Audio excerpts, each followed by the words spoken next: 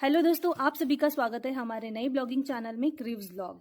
मेरा नाम है प्रियंका दिव्य कुमार खंडाते और आज हम जाने वाले हैं देवगढ़, जो कि आता है एमपी मध्य प्रदेश में छिंदवाड़ा डिस्ट्रिक्ट। और ये बहुत ही खास जगह है। यहाँ पर हमारे पौराणिक और ऐतिहासिक बहुत से ऐसे राज जुड़े हुए हैं। तो गाइज, इस ब्लॉग में हमारे साथ एंड तक जरूर बने रहिएगा, क्योंकि आज का ब्लॉग बहुत ज़्यादा मज़ेदार होने वाला है।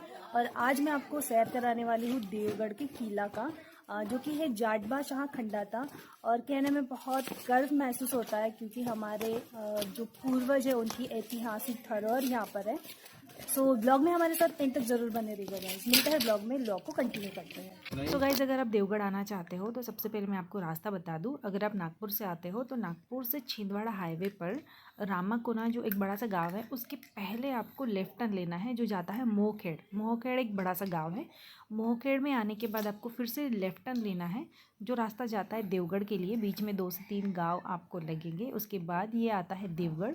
यहाँ पे 2 टाइम बस आती है। चारों तरफ से जंगल है और जंगल के बीच में देवगढ़ एक छोटा सा गाँव है, जहाँ पर छोटे छोटे खूबसूरत सुंदर सुंदर घर हैं, स्कूल है, बस स्टैंड है जहाँ पर बस आती है। और यहाँ पर देखने लायक नज़ारा काफ़ी खूबसूरत है, क्योंकि यहाँ के घर बहुत ही सुंदर हैं। सबसे ज़्यादा गोंड जनजाति यहाँ पर रहती हैं। और आप देख सकते हैं वीडियो में कितना खूबसूरत ये नज़ारा देखने को मिल रहा है। अगर आप देवगढ़ आते हो तो इस रास्ते से आने के बाद आप इस घर को एक बार ज़रूर देखना। यहाँ पे रुकना, फ़ोटोज़ क्लिक, रील, शॉर्ट सब बना सकते हो, इतना खूबसूरत है। तो ये आपको मिलेगा देवगढ़ के रास्ते में। काफ़ी खूबसूरत नज़ारा है। जैसे ही देवगढ़ आप पहुंचते हो, गांव ख़त्म हो जाने के बाद आपको ये गेट दिखाई देगा जो जाता है किला के लिए। यहाँ पे हमें हमारी गाड़ी पार्क करनी होती है। यहाँ से हमें 2 से 3 किलोमीटर जंगल में ट्रैकिंग करना है किले के लिए। बैठ जाओ तीनों, कैप नहीं उतारना, धूप है, ठीक है। तो गाइस, किले तक पहुंचने के लिए हमें 1.5 से 2 घंटे लग सकते हैं, क्योंकि हमारे साथ हमारे बच्चे भी है, तो हम लोग को धीरे धीरे चलना होगा। यहाँ तक गाड़ी आ सकती है, इससे आगे गाड़ी नहीं जाएगी, क्योंकि रास्ता बहुत ही ज़्यादा कच्चा है। और यहाँ पर ऑल सीजन पर्यटक आते हैं। यहाँ से शॉर्टकट से, तो हम लोग यहाँ से शॉर्टकट आए। ये देखो, हमारी ट्रैकिंग गैंग थक गई है। अभी फिर से 5 मिनट्स का ब्रेक, उसके बाद फिर से ट्रैकिंग कर। अभी थक गए, बहुत गर्मी हो रही है, ऊपर से धूप और इतनी सारी ट्रैकिंग। थोड़ा सा एनर्जेटिक बूस्ट मिला है, इन्होंने दिया सबको, और सब जन अभी धीरे धीरे आ रहे हैं। ये पत्थर पे बैठ जाओ, ये हाँ। हाय करो ना हमको। हाय हाय फ्रेंड्स। कहाँ आए हैं? हाय विवान, से हाय। आज अपन देवगढ़ आए। हाँ, देवगढ़ जा रहे हैं। आप दोनों को भूख लगा? हाँ, अब हमको भूख लगा है। थोड़ी देर के बाद खाना मिलेगा, अभी नहीं मिलेगा। अभी फिर पैदल चलना है ना। हम सिर्फ ऊपर जाके मैगी बनाएंगे। करेंगे क्या क्रियो? हाँ, करेंगे। क्रियो के लिए कौन सा पिज्जा? मैं ले वेजिटेबल पिज्जा। मम्मा के लिए? Chicken pizza. चल, मम्मा चिकन नहीं खाते, पापा खाते चिकन पिज्जा। खाऊंगा। हाँ, विवान के लिए चिकन पिज्जा, मम्मा के लिए? Chicken pizza. अच्छा ठीक है, मम्मा के लिए? मम्मा के लिए पिज्जा और पापा के लिए चिकन पिज्जा। दादी के लिए? दादी के लिए पनीर पिज्जा। दादा के लिए पनीर पिज्जा। अच्छा, और एक कोक की बोतल, जूस की बोतल और कोक की बोतल लेंगे। जूस बोतल, दूंगी। जूस बोतल। जूस बोतल लाओ, मेरे सबको लाओ, केक हाँ। लाओ। हो गया ऑर्डर? हाँ, हेलो हेलो। हेलो। भैया भी तो गाइस, 2 से 2.5 किलोमीटर ट्रैकिंग करने के बाद फाइनली हमें ये नज़ारा देखने को मिला, जो काफ़ी खूबसूरत है। और यहाँ पहुँचने के लिए हमें 1.5 घंटा लगा है, क्योंकि हमारे साथ हमारे बच्चे भी थे, तो हम लोग रुकते रुकते आए। अगर आप नॉन स्टॉप आते हो तो आप 20-25 मिनट में इस किले तक पहुँच जाते हैं। तो आप देख सकते हैं इस किले का निर्माण बहुत ही बड़े बड़े पत्थरों से किया गया है और बहुत ज़्यादा मजबूत है। और ये इसका महाद्वार है। इतना बड़ा और ऊंचा मजबूत महाद्वार इसीलिए है क्योंकि ये प्रथम दरवाज़ा है। यहाँ से प्रजा राजा आया करती थी। और ये इतना ऊंचा इसीलिए बनाया गया है क्योंकि जो ये किले का निर्माण किया गया है वो है राजा जाटबा शाह खंडाता। और उनके पास बहुत सारे हाथी हुआ करते थे, और वो जो राजा थे वो हाथी के ऊपर बैठ के यही द्वार से जाया करते थे, जिस वजह से ये द्वार का निर्माण बहुत ही बड़ा और ऊंचा किया गया है। इस द्वार के ऊपर आपको एक फ़ोटो दिखाई देगी जिस पे राजा की फ़ोटो है, जो राजा हाथी के ऊपर बैठकर जा रहे हैं। इसके बाहरी इलाकों में एक सुरक्षा दीवार बनाई गई है जो काफ़ी ऊंची और बड़ी है। अभी फ़िलहाल टूट चुकी है आधी से ज़्यादा दीवार। और बुर्ज के ऊपर से मैं आपको ना बाहर का नज़ारा दिखा रही हूँ। काफ़ी खूबसूरत है, सभी तरफ जंगल ही जंगल, बीच में ये बड़ा सा पहाड़ और उसके ऊपर में इस किले का निर्माण किया गया है राजा जाटबाशा खंडाता ने।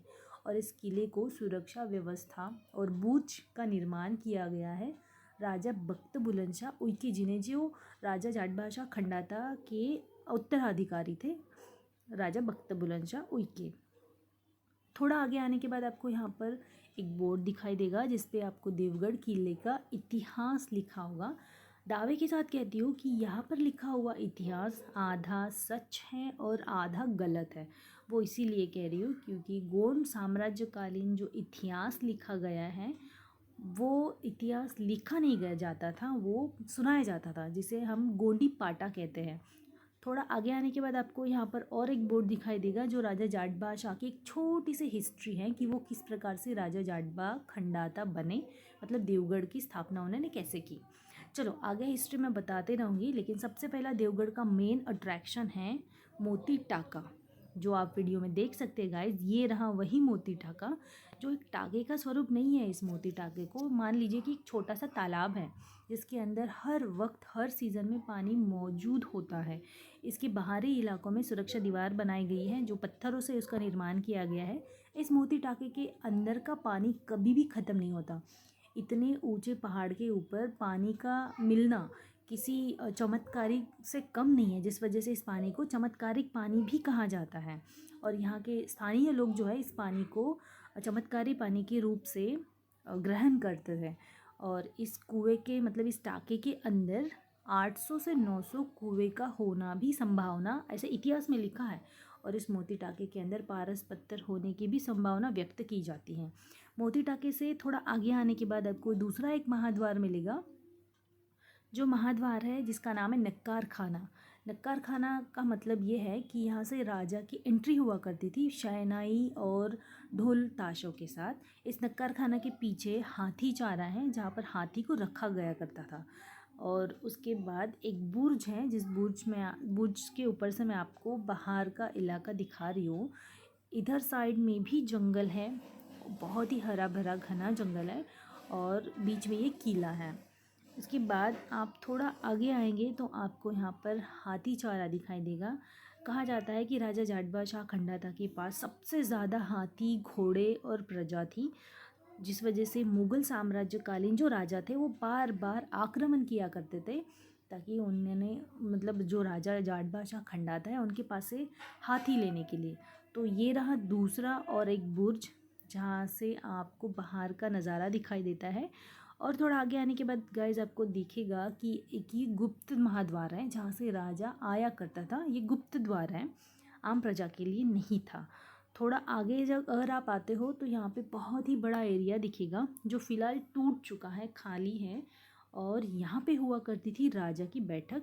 ये चौथा बुर्ज है और उस बुर्ज के साइड में ये राजा की बैठक है जहाँ पर राजा बैठा करता था। यहाँ पे राजा बैठा करता था और सामने प्रजा हुआ करती थी। और ये जो इलाका है ये है नक्कार खाना के सामने, मतलब राजा की बैठक और नक्कार खाना आमने सामने है। एक साइड में बुर्ज है और राजा के बैठक के थोड़ा बाजू में हमें फिर से एक महाद्वार दिखाई देगा। तो ये रहा वो महाद्वार, यहाँ से रानी महल राजा महल शुरू होता है और यहाँ से अंदर सुरक्षा जो है बहुत ही ज़्यादा मजबूत हुआ करती थी। तो इसी सुरक्षा व्यवस्था को मजबूत बनाने के लिए 11 बुर्जों का निर्माण किया गया है। और ये बुर्जों का निर्माण किया गया था राजा बख्त बुलंदशाह उइके के समय। तो हम लोग यहाँ से अंदर चलते हैं। यहाँ से राजा की बैठक ख़त्म हो गई और यहाँ से हमने अंदर आने के बाद आपको बाबड़ी करके एक बोर्ड मिलेगा। बाबड़ी का मतलब होता है जहाँ पर पानी की व्यवस्था की जाती थी। तो ये अभी तक कंफर्म नहीं हुआ है कि ये जो आप देख सकते हो वीडियो में, ये बहुत ही बड़ा नीचे बहुत ही बड़ा पानी की व्यवस्था करने का एक साधन है जिसे हम टाका बोल सकते हैं। हो सकता है ये स्नान गृह भी हो सकता है या फिर पानी की जो रचना की जाती थी उसे रखने के लिए ये बनाया गया हो। उसके बाहरी इलाकों में पत्थर की दीवार है और यहाँ से छोटा सा रास्ता है जो जाता है रानी के कमरों की तरफ। तो यहाँ पे अगर हम जाएं तो यहाँ से होते हैं कमरे शुरू। तो ये सबसे पहला कमरा है, बाबड़ी जो इलाका है उससे थोड़ा आगे। इस कमरे के अंदर से फिर से और एक कमरा निकलता है। तो यहाँ से अगर हम जाते हैं तो ये दूसरा कमरा शुरू होता है यहाँ से, जो फ़िलहाल टूट चुका है। इसके निचले हिस्सों में जो है वो सब ईंटों और सीमेंट से बनाया गया है। उसके बाहर अगर हम निकलते हैं तो ये सारा टूट चुका है महल। ये अभी तक नहीं पता है कि इसे क्या कहते हैं। यहाँ से रानी का कमरा ख़त्म हो गया और यहाँ से आप देख सकते हो ये जो महल है वो सब टूट गया है। यहाँ पे कोई बोर्ड नहीं है। जिस समय में हम आए वहाँ पे बहुत ही ज़्यादा कचरा था। इसके ऊपर में लकड़ी की दीवार थी। तो ये सारा कुछ टूट चुका है। उससे थोड़ा आगे आने के बाद उसके बाद हम थोड़ा आगे आते हैं और आप सामने देख सकते हैं ये है खजाना, जो एक छोटा महल जैसे बनाया गया है, जिसे बहुत ही मजबूत और बड़े पत्थरों से इसका निर्माण किया गया है। तो ये छोटा सा एक भवन है जिसके अंदर राजा के कीमती जेवर, जायदाद, हीरे मोती रखा करते थे। और यहाँ पे आपको बोर्ड भी दिखाई देगा जहाँ पे लिखा हुआ है खजाना। और ये बहुत ही ज़्यादा महत्वपूर्ण जगह थी, जिस वजह से यहाँ पे कड़ी सुरक्षा हुआ करती थी। यहाँ पे लोहे का गेट है। खजाना से थोड़ा आगे आने के बाद आपको फिर से एक महल दिखाई देगा, जो काफ़ी खूबसूरत महल है। मतलब अभी आप इतना खूबसूरत देख सकते हैं फ्रेंड्स। तो जब ये अच्छा हुआ करता था, जब राजा थे, तो कितना खूबसूरत होगा। इसके ऊपर भी लकड़ी की दीवार हुआ करती थी और ये इतना खूबसूरत है। और ये है राजा का महल, जहाँ पर राजा अपने ख़ास लोगों के साथ बातचीत करता था, ख़ास लोगों के साथ बैठक करता था।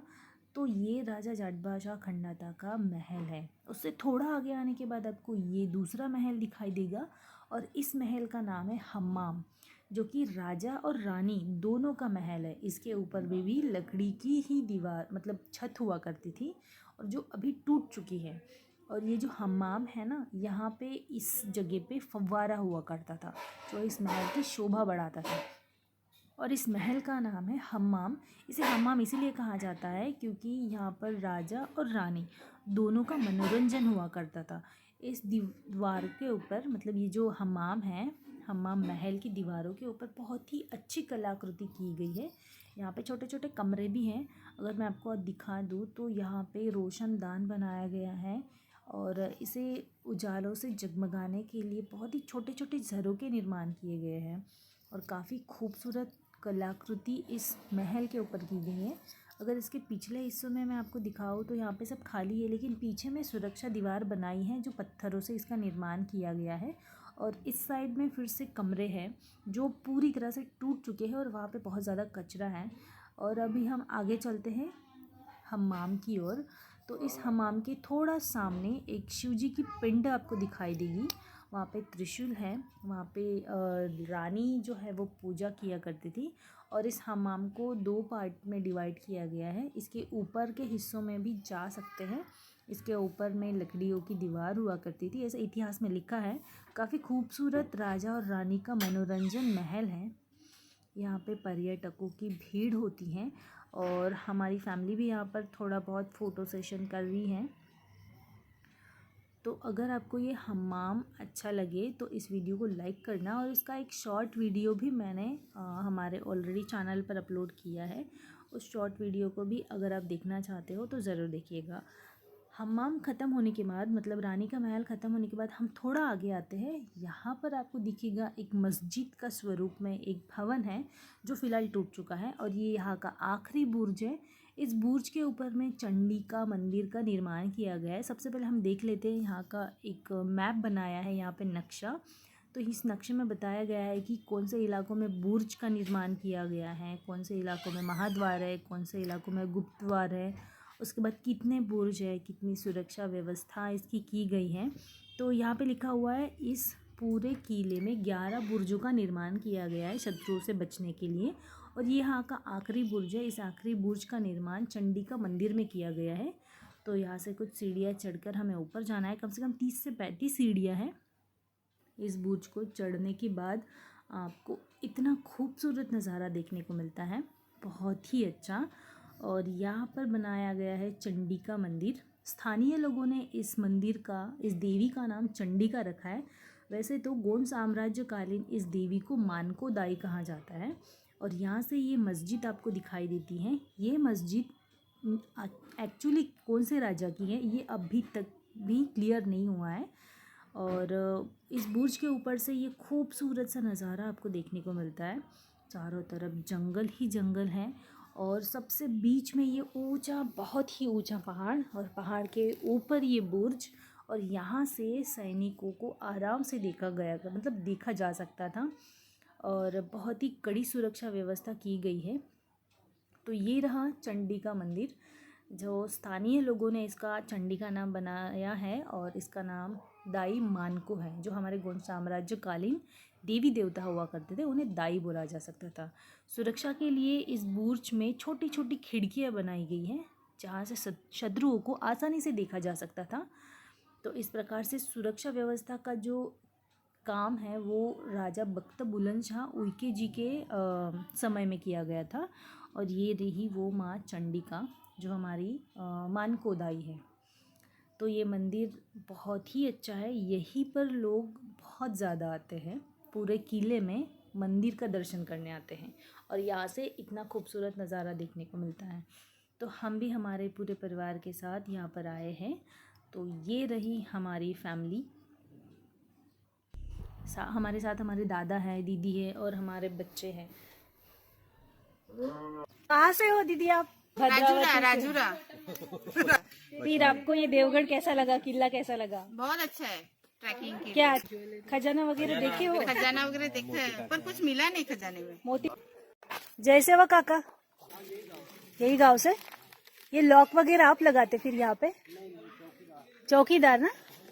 क्या नाम है आपका? दूरवे? नागपुर। हाँ जी, हम लोग नागपुर से हैं। अच्छा। फिर आप सुबह आते शाम को वापस हाँ या दिन भर इधर ही रहते हैं? हाँ, अभी शाम तक रहेंगे। लॉक लगा के जाएंगे? नहीं, वो चौकीदार के सब रहता है लॉक करना। तो नीचे वाला गेट लॉक होता होगा ना?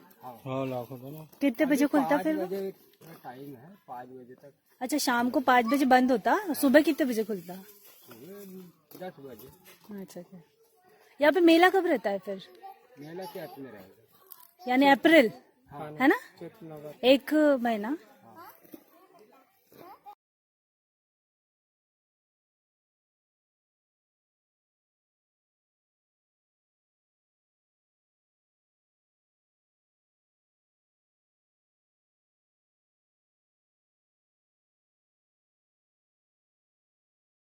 पास पास में ही रहता है। आपने इसके बारे में कुछ तो सुना होगा ना, थोड़ा बहुत? देखा रहेगा मोबाइल में यूट्यूब पे सर्च करके। अच्छा, आपने भी यूट्यूब पे, देखो गाइस, इन्होंने भी यूट्यूब पे सर्च किया। मतलब बहुत सी ऐसी पब्लिक है जो यूट्यूब पे इस किले के बारे में सर्च करती है, उसके बाद ही यहाँ पे विजिट करती है। उनमें से ये अंकल भी है। Hi hello uncle. गोंड राजा के है ना। मेरे क्लाइंट ने बताया था मेरे को। अच्छा, क्या बोले थे उनने? उन्होंने बताया था कि यहाँ पे नागपुर का जो उगम है जो यहीं से है और यहाँ से जो आक्रमण हुआ था उसके बाद में नागपुर में स्थलांतरित किए थे गोंड राजा ने यहाँ की राजधानी, और तब से नागपुर ही उदय में आया था, उसके पहले नहीं था। अच्छा, ऐसा है, ऐसा आपने सुना था। सभी का बहुत शुक्रिया, एक्चुअली हमारे साथ इतना कीमती समय यहाँ पर स्पेंड किया, यहाँ आए। और गाइज, अगर आप ये वीडियो देख रहे होंगे तो आप भी यहाँ पर एक बार ज़रूर विजिट कीजिए। बहुत सारी ऐसी जगह है जो आपको एक बार देखनी चाहिए। अगर आप हमारे समाज से बिलोंग करते हो, ट्राइबल कम्युनिटी से हो, या फिर आप गोंड समाज से हो, तो अपने इतिहास के बारे में जानने का सबको अधिकार है और जानना भी चाहिए अपने बच्चों को बताने के लिए। तो थैंक यू दीदी, भैया। एक नया ब्लॉगिंग चैनल है जिसपे ये ब्लॉग्स आने वाला है, उसका नाम है क्रीव्स ब्लॉग। आप सबको याद रहेगा ना, क्रीव्स ब्लॉग है, सर्च कर लेना और ये ब्लॉग जरूर आपको मिल जाएगा। आप भी उसमें दिख जाओगे, तो सब्सक्राइब करो, शेयर जरूर करना। चलो मिलते हैं, बाय बाय। तो फ्रेंड्स, किला से वापस आने के बाद हम लोग आए हैं जंगोदाई पेंट थाना, जो स्थानीय लोगों ने इस देवी का नाम भवानी कर दिया है। वैसे तो ये हमारी गोंडवाना साम्राज्यकालीन माता जंगोदाई है। ये देवगढ़ से 1 किलोमीटर दूरी पर ये जंगोदाई पेंट थाना है। जैसे कि मैंने आपको पहले ही बताया, चंडिका माता का नाम जो है वो था मानकोदाई, और उसी की है ये दूसरी बहन जंगोदाई, जिसे स्थानीय लोगों ने भवानी का नाम दिया है। जंगोदाई पेंट थाना के सामने ये नदी है, नदी के उस साइड में 1 किलोमीटर की दूरी पर देवगढ़ गांव है, और उसके बाद ये भवानी मंदिर है, जिसके निर्माण के लिए ना तो ईंटा और सीमेंट का इस्तेमाल किया गया है, एक बड़े से पत्थर को तोड़कर इस मंदिर का निर्माण किया गया है। और अभी बजे है दोपहर के 3। हम लोग किला से वापस आने के बाद इस मंदिर में भोजन कर रहे हैं, उसके बाद हम लोग जाएंगे नागपुर वापस। तो आज का ब्लॉग कुछ इस तरह से था। आज के ब्लॉग में मैंने देवगढ़ के बारे में जो हिस्ट्री बताई, जो थोड़ी बहुत इन्फॉर्मेशन दी, वो सब सही है क्योंकि मैं भी एक गोंड कम्युनिटी से बिलोंग करती हूँ। तो बहुत से ऐसे बुक्स है जहाँ पर अलग अलग इतिहास लिखा गया है देवगढ़ किला के बारे में। गोंडवाना साम्राज्यकालीन इतिहास अपने गोंडी पाटा के माध्यम से बताया जाता था, लिखा नहीं जाता था। जब लिखना शुरू हुआ तो अलग अलग इतिहासकारों ने देवगढ़ के बारे में अलग अलग बुक में अलग अलग हिस्ट्री लिखना शुरू किया। उनमें से सबसे पहला और महत्वपूर्ण राजा रहा वो है राजा जाटभाषा खंडा था, जिनका कालखंड था 1580 से लेकर 1620। इस कालखंड में उन्होंने देवगढ़ की स्थापना की और इस देवगढ़ की स्थापना को लेकर अपना स्वतंत्र गणराज्य बनाया।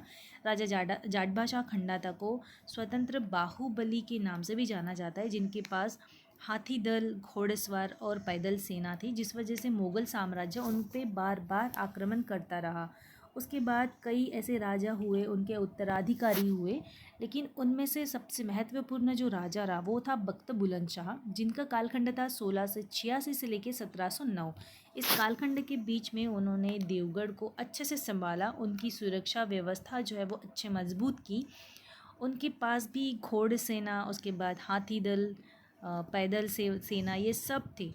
और राजा बख्त बुलंदशाह ने अपने मुग़ल साम्राज्य में विलीन होने का एक बहुत ही महत्वपूर्ण कारण रहा, उन्होंने अपना नाम चेंज कर लिया, जिस वजह से उनका नाम मैपत सिंह से लेके बख्त बुलंदशाह हो गया। अपने साम्राज्य को बचाने के लिए उन्होंने अपना गोंड साम्राज्य मुग़ल साम्राज्य में विलीन कर दिया, लेकिन रोटी बेटी व्यवहार को उनको नहीं मानना था, जिस वजह से उन्होंने अपना स्वतंत्र साम्राज्य जो है, जो अपनी देवगढ़ की राजधानी है, वो नागपुर स्थलांतरित कर दी गई, रोटी बेटी व्यवहार को ना मानने की वजह से। तो कुछ इस प्रकार से बख्त बुलंदशाह ओइके जी ने देवगढ़ किला को स्वतंत्र और आज़ाद रखा। तो आज के ब्लॉग में बस इतना ही। अगर आपको ये इन्फॉर्मेशन सही लगे तो कमेंट में बताइएगा ज़रूर। अगर गलत लगती है तो भी आप मुझे कमेंट कर सकते हो या फिर पूछ सकते हो। तो फ्रेंड्स, आज के वीडियो में बस इतना ही। मिलते हैं नए ब्लॉग के साथ। Thanks for watching.